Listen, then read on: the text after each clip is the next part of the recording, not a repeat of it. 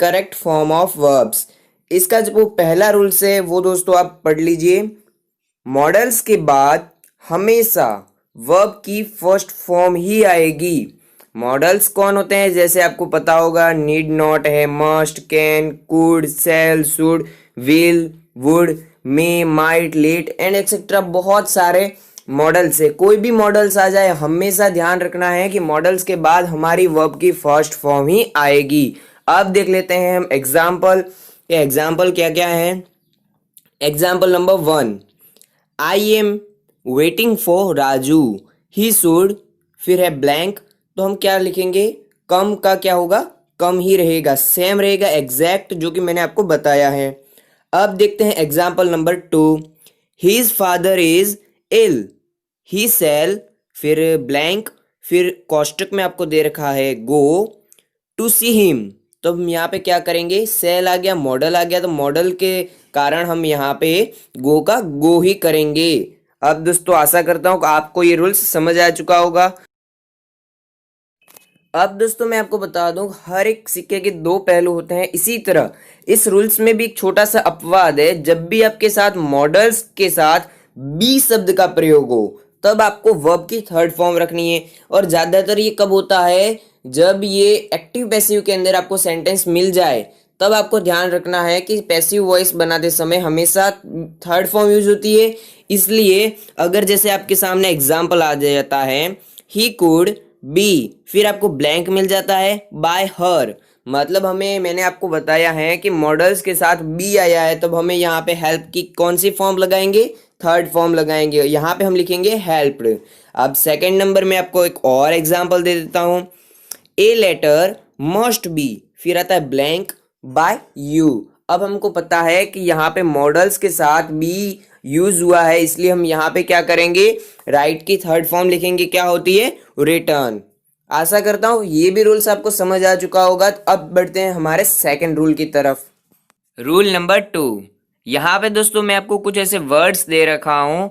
इन words के अंदर से कोई भी अगर वर्ड आ जाए तो आपको समझ लेना है यहाँ पे प्रेजेंट सिंपल का प्रयोग होगा। इसमें क्या रूल्स होता है मैं आपको बता देता हूँ। सिंगुलर सब्जेक्ट के साथ हमेशा एस ई एस का प्रयोग होता है, और जो प्लूरल सब्जेक्ट होते हैं उनके साथ वर्ब की फर्स्ट फॉर्म होती है, दूसरी कोई भी चीज़ नहीं होती है। और याद रहे दोस्तों, जब भी आप फर्स्ट फॉर्म लगाए तो उसके साथ आपको कोई ऐसे इंट्रोगेटिव में और नेगेटिव होते हैं, इनमें आपको डू और डज का प्रयोग करना है। एफर्मेटिव में ऐसी चीज़ों का प्रयोग नहीं करना है। अब देख लेते हैं कुछ एग्जाम्पल, और ये जो वर्ड्स हैं सारे आपकी स्क्रीन के सामने हैं, आप हर एक को पढ़ सकते हैं। Example number 1, he blank, bracket में कम दे रखा है, to see me every week. यहाँ पे आप देख सकते हैं मैंने लिखा है, जब भी एवरी के साथ कोई शब्द आ जाता है, वीक, ईयर एंड एक्सेट्रा, तब आपको हमेशा कौन सा यूज करना है, प्रेजेंट सिंपल, जिसमें कम का क्या होगा, कम्स हो जाएगा, क्योंकि एफर्मेटिव है और जो सब्जेक्ट है वो भी सिंगुलर है। अब सब्जेक्ट कौन कौन से सिंगुलर प्लूरल होते हैं वो तो आप जानते ही हैं, वो तो मैं आपको अभी 10th और 11th के लेवल पे इतनी चीज तो मैं भी बता नहीं सकता।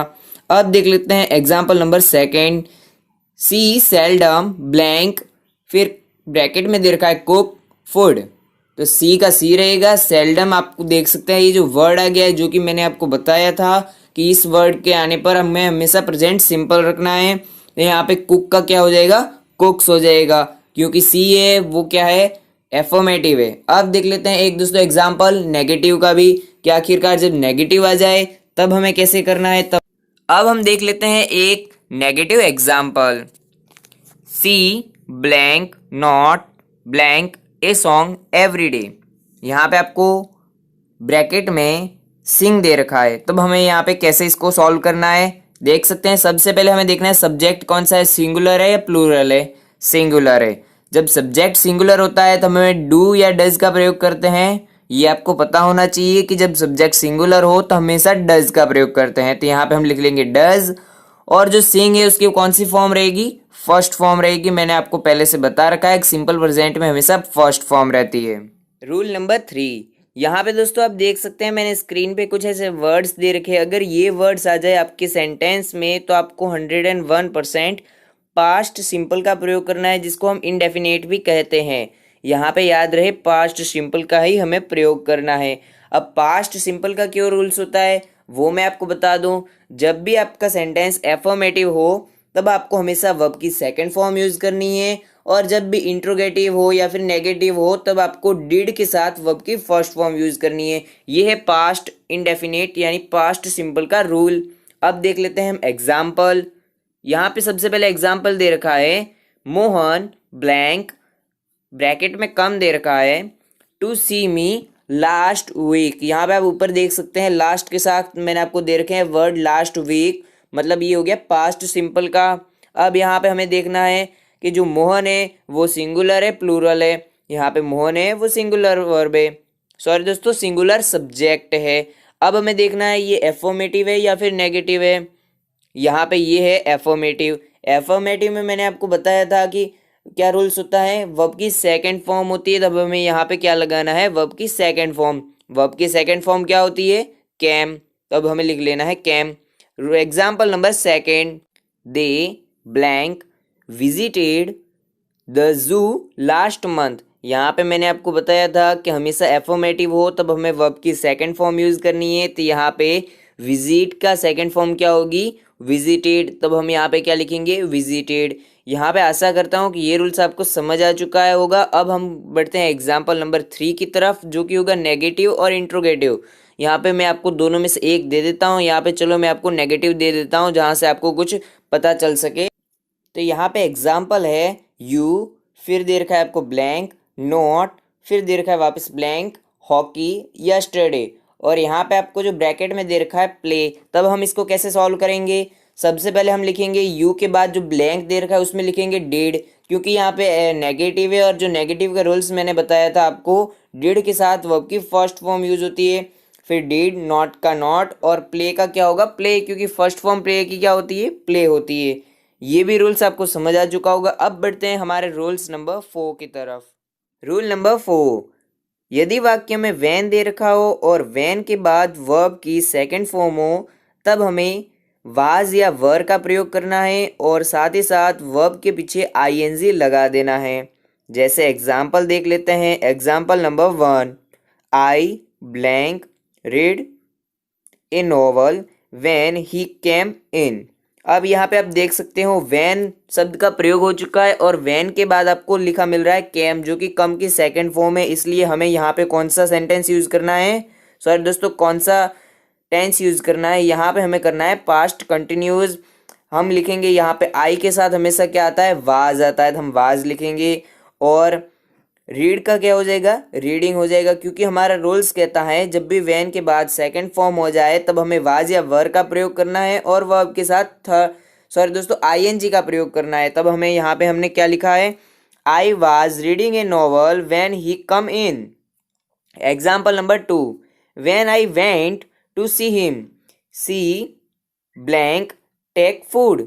यहाँ पे हम वापस रिपीट कर रहे हैं, when I went to see him she blank take food. अब यहाँ पे आप देख सकते हैं कि जो टेक फूड है उससे पहले ब्लैंक दे रखा है, और ही क्या है सिंगुलर है या प्लूरल है, ही सिंगुलर है, और जो सिंगुलर होते हैं उसके साथ वाज आता है या वर आता है वाज आता है। और टेक के आगे हम अगर आईएनजी लगा दे तो क्या हो जाएगा टेकिंग, तो हम लिखेंगे ही वाज टेकिंग फूड। आशा करता हूँ आपको ये रूल समझ आ चुका होगा। अब बढ़ते हैं हमारे रूल नंबर 5 की तरफ। ऊपर जो दोस्तों आपको वर्ड दे रखे हैं, इन वर्ड में से अगर कोई भी वर्ड आ जाए तब आपको हमेशा याद रखना है हैज़ या हैव के साथ वर्ब की थर्ड फॉर्म का प्रयोग करना है। ये चीज़ आपको हमेशा याद रखनी है। ये जो वर्ड है ऊपर कुछ दे रखे हैं, बस इनको आपको रीड करना है और रिमेंबर करके रखना है। Example number 1, the doctor is not at home he blank go to hospital just now. यहाँ पे हम क्या करेंगे हैज़ या हैव का प्रयोग करेंगे। यहाँ पे हम प्रयोग किसका करेंगे ही क्या है सिंगुलर वर्ब है, सॉरी दोस्तों सिंगुलर सब्जेक्ट है, तो यहाँ पे हम हैज़ का प्रयोग करेंगे। और गो की थर्ड फॉर्म क्या होती है गो वेंट गॉन, तो अब यहाँ पे हम किसका प्रयोग करेंगे हैज़ गॉन का। आशा करता हूँ ये रूल आपको समझ आ चुका होगा। अब बढ़ते हैं हम अपने अगले रूल की तरफ। इस रूल के अंदर हम सीखेंगे आफ्टर और बिफोर का नियम। यहाँ पे अगर दोस्तों अगर आपको सेंटेंस में कभी भी आफ्टर मिल जाए इसका मतलब ये है कि आपका जो सेंटेंस है वो पास्ट परफेक्ट का है। हमेशा आफ्टर के पहले आपको पास्ट सिंपल टेंस का प्रयोग करना है और आफ्टर के बाद पास्ट परफेक्ट टेंस का प्रयोग करना है। अब आप सोच रहे होंगे ये नियम थोड़ा कन्फ्यूजन है, ऐसा कुछ भी नहीं है। मैं आपको एग्जाम्पल बताऊंगा तब भी आपके लिए एकदम क्लियर हो जाएगा। पास्ट परफेक्ट में हमेशा हैड आता है और हैड के साथ वर्ब की थर्ड फॉर्म का इस्तेमाल होता है। अब हम क्या करेंगे यहाँ पे, सबसे पहले एग्जाम्पल एक आपको बता देता हूँ जो कि आपके लिए आसान रहेगा, तब आप इसको समझ पाएंगे। My mother washed my shirt after I blank go to school. अब यहाँ पे हमें देखना है सबसे पहले दोस्तों, जो आफ्टर आ गया है मतलब आफ्टर वर्ड आया है, तो आफ्टर के बाद हमेशा हमें पास्ट परफेक्ट का प्रयोग होना है। और पास्ट परफेक्ट के लिए हमें क्या करना होता है, हेड के साथ वर्ब की थर्ड फॉर्म। तो यहाँ पे आई है, आई के साथ क्या लिखेंगे, हेड। और जो गो की थर्ड फॉर्म क्या होती है, गो वेंट गॉन। तब हम यहाँ पे किसका प्रयोग करेंगे, हैड गॉन का। आशा करता हूँ ये रूल आपको समझ आ चुका होगा। अब बढ़ते हैं हमारे इस बिफोर के रूल की तरफ। बिफोर में क्या होता है दोस्तों, जस्ट इसका उल्टा हो जाता है। बिफोर में हमेशा पहले पास्ट परफेक्ट का प्रयोग होता है और बाद में होता है पास्ट सिंपल का प्रयोग। इसका भी एक एग्जाम्पल देख लेते हैं। The guest had gone before I, फिर दे रखा है ब्लैंक, फिर दे रखा है रीच द हाउस। अब यहाँ पे मैंने आपको बताया है कि अगर पास्ट परफेक्ट पहले आ चुका है तो हमें बाद में किसका प्रयोग करना है, हमेशा पास्ट सिंपल का। तब यहाँ पे हम रीच की सेकंड फॉर्म क्या लगाएंगे, रीच्ड, क्योंकि हमेशा याद रखना है जब भी हम पास्ट सिंपल का प्रयोग करें तब वर्ब की सेकंड फॉर्म का इस्तेमाल होता है। तो रीच की सेकंड फॉर्म क्या होती है, रीच्ड। आशा करता हूँ ये भी एग्जाम्पल आपको बिल्कुल परफेक्टली समझ आ चुका होगा। अगर आपको कोई भी डाउट है या फिर कोई चीज़ समझ नहीं आ रही तो मुझे कमेंट में जरूर बताइए, मैं उसका रिप्लाई देने की 101% पूरी कोशिश करूंगा। अब दोस्तों देख लेते हैं हमारा ये अगला रूल। ये थोड़ा सा टफ है परंतु आप इसमें अगर ध्यान से देखेंगे तो ये बहुत ही ईजी लगेगा आपको। जब भी आपको फॉर या सिंस मिल जाए तब आपको हमेशा ध्यान रखना है कि आपको हैज़ बीन या फिर हैव बीन लगाना है। याद रहे हैज़ बीन या हैव बीन और उसके साथ वर्ब की फर्स्ट फॉर्म के साथ आईएनजी आपको प्रयोग करना है। क्या करना है, आईएनजी का प्रयोग करना है। जैसे कि my mother blank cook food for 2 hours. यहाँ पे आप देख सकते हैं 4 शब्द आ गया है, मतलब हमें पता चल गया है कि ये किसका होगा, परफेक्ट कंटिन्यूज का होगा। जब परफेक्ट कंटिन्यूज हो तब हमें क्या लिखना है, हैज़ बीन या हैव बीन। तब माई मदर है, ये कहाँ है, ये हैज़ बीन होगा क्योंकि ये सिंगुलर है। सिंगुलर के साथ हमेशा हैज़ बीन लगता है और कुक की फर्स्ट फॉर्म के साथ आईएनजी, तो हम क्या लगाएंगे, कुक का कुकिंग।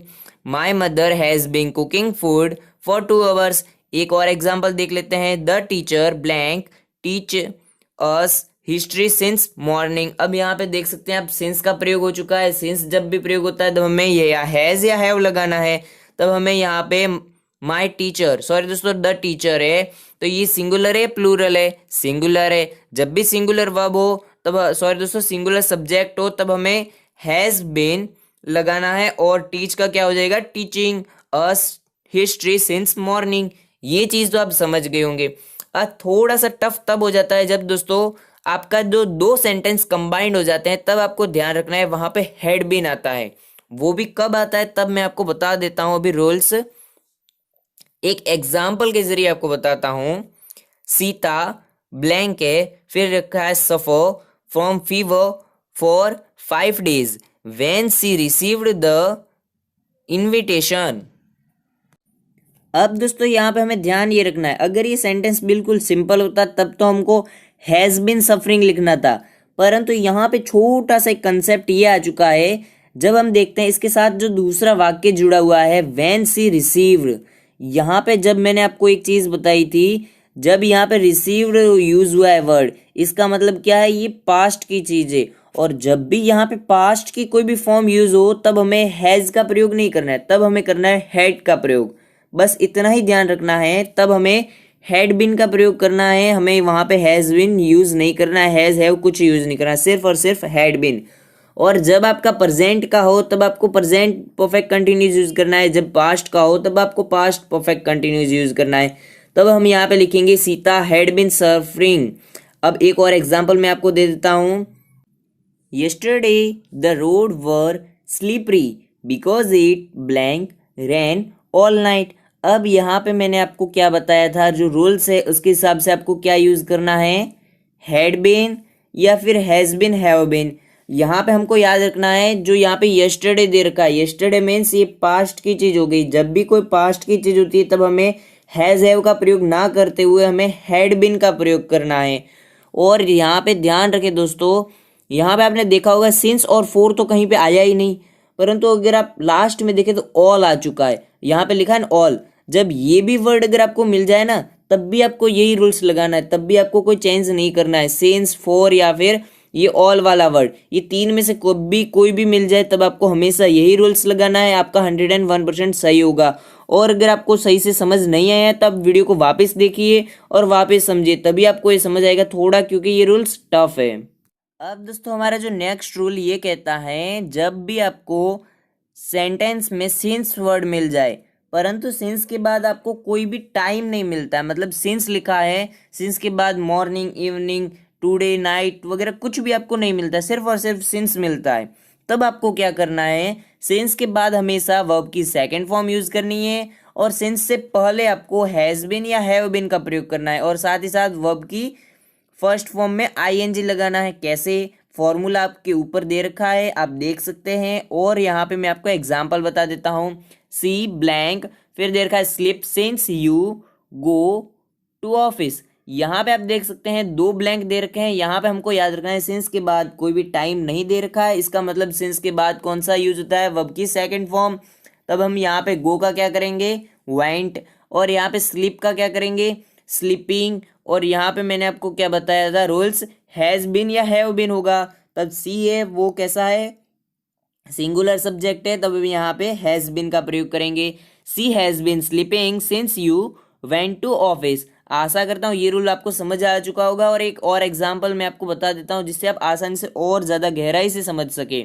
सी blank sing song since C blank take food. यहाँ पे मैं आपको वापस एक बार रिपीट कर लेता हूँ। सी blank sing song since C take food. ये आपके सामने दे रखा है एग्जाम्पल, आप इसको सॉल्व करने की कोशिश कीजिए। वीडियो को पॉज कीजिए, रोकिए और आप खुद एक बार इसको ट्राई कीजिए आप कैसे सॉल्व कर पाते हैं और कमेंट में बताइए। अब मैं भी आपको आंसर बता देता हूँ। सिंस से पहले हमेशा मैंने आपको बताया था हैज़ बिन या हैव बिन का प्रयोग करना है। तब यहाँ पे सी ए सिंगुलर है इसलिए हमने हैज़ बिन सिंगिंग का प्रयोग किया है, और सिंस के बाद टाइम नहीं दे रखा है इसलिए हमने यहाँ पे टेक का क्या कर दिया है, टुक सेकंड फॉर्म कर दिए। आशा करता हूं अब आपको ये रूल आसानी से समझ आ चुका होगा और एकदम परफेक्ट आप सीख गए होंगे। अगर आपको फिर भी कोई प्रॉब्लम है तो कमेंट में बताइए और वीडियो को दोबारा देखिए ताकि आप और अच्छे से समझ पाएं। रूल नंबर 9, इसमें हम सीखने वाले हैं फ्यूचर टेंस के बारे में। यहाँ पे आपको ऊपर जितने भी वर्ड दे रखे हैं अगर इनमें से कोई भी वर्ड आ जाए तो आपको हमेशा याद रखना है फ्यूचर सिंपल का प्रयोग होगा, फ्यूचर इंडेफिनेट। इंडेफिनेट और सिंपल दोनों एक ही बात है, इसके नाम अलग अलग है, हम अलग अलग नाम से पुकारते हैं। यहाँ पे ध्यान रहे जो मैंने वर्ड दिखे हैं इन वर्ड में से अगर कोई भी वर्ड हो तो आपको यही टेंस लगाना है, इसके अलावा दूसरा कोई भी नहीं लगाना है। अब यहाँ पे देखिए आई और वी के साथ हमेशा सेल आता है, और अदर कोई भी सब्जेक्ट हो जैसे है दे है, इट है, ही है, सी है, एक्सेट्रा कोई भी अगर आपको सब्जेक्ट मिल जाए तो आपको विल का प्रयोग करना है। याद रहे ये जो मैंने रूल्स बताया एकदम फिक्स है। कभी कभार ये रूल उल्टा हो जाता है जो कि इसमें नहीं होगा, वो आपके एक्टिव पैसिव और इन दूसरे ऐसे वर्ड है, दूसरे ऐसे टॉपिक है, उन सभी में हो जाता है, परंतु आपको उसको भी साइड में रख लेना है। आपको मेन फोकस अभी मैंने जो बताई चीज़ इसी में करना है। यहाँ पे सबसे पहले हम एग्जाम्पल देख लेते हैं। My father blank go to Delhi tomorrow. अब यहाँ पे आप देख सकते हैं टुमारो ऊपर वर्ड आ चुका है, वही वर्ड यहाँ पे है, इसलिए हमें यहाँ पे क्या करना है, फादर, माई फादर का माई फादर। और यहाँ पे आपको कौन सी हेल्पिंग वर्ब लगानी है, विल या सेल। मैंने आपको बताया था आई और वी के अलावा कोई भी सब्जेक्ट हो आपको हमेशा विल का प्रयोग करना है, तो यहाँ पे हम लिखेंगे विल।